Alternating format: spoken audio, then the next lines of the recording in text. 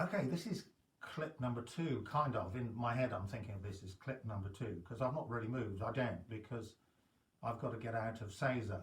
So this second clip is actually more, I think, for the mummies and daddies and the grown-ups, because younger people, like you, Jessica, and you, Darcy, and you, Elliot, you have the great advantage of being very, very flexible, very supple, you bend easily and all that kind of thing. And you can find sitting in Seiza really, really simple.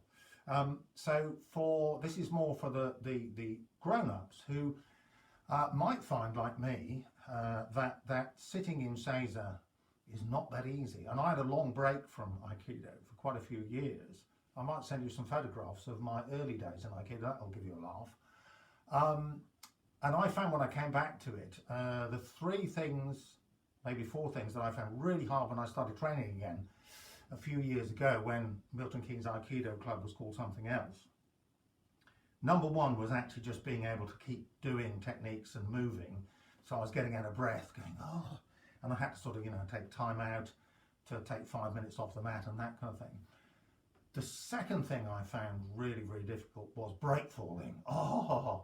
And still Lee is very honest about this as well. He and I still, we still have to think, can I redo a flip and that kind of thing. But I found probably, to be honest, the hardest thing was actually sitting in this Japanese style position that I'm sitting in now.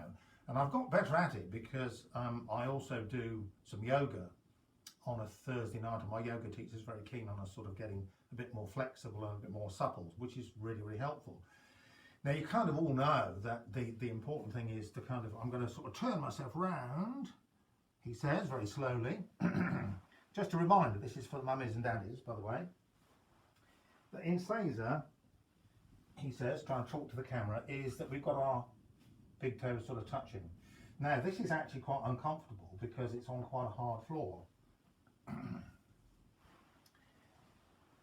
But the problem is, if you sit on an uncomfortable floor, what will happen, and you'll see I'm sitting on a rug here, is if you sit on an uncomfortable floor, you'll only hold it for a few seconds, 30 seconds, before it gets really, really uncomfortable.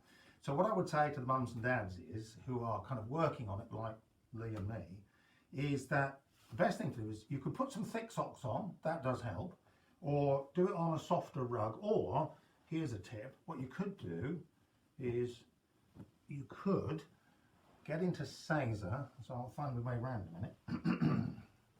So your feet, as you can see there, are on a cushion.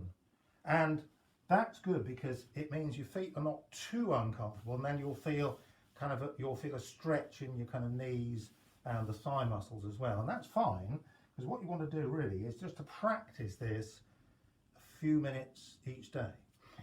If that's still uncomfortable, which it may well be,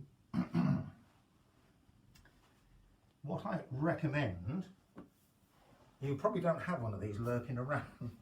It's a bolster, and they use it in yoga a lot. The great thing with the bolster is you can kind of sit in Seiza, but your backside is slightly higher. Does that make sense? So in other words, my backside is slightly higher, so there's less of a pull or a stretch on the top of my feet. I should have said, incidentally, that women find this a lot easier than men. Men, adult men that is, find this really uncomfortable.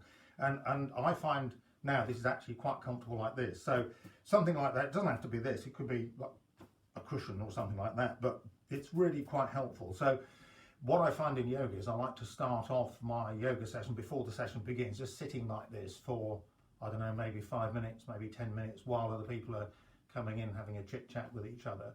And then of course the yoga teacher will sort of start the class and so on. But what this does is it gives me 5 to 10 minutes of moderate stretching on the tops of the feet, which just means that when I actually come to sit in Seiza on the mat on a Wednesday evening, I can kind of do it slightly more comfortably. Okay, so I'm gonna get off the bolster now.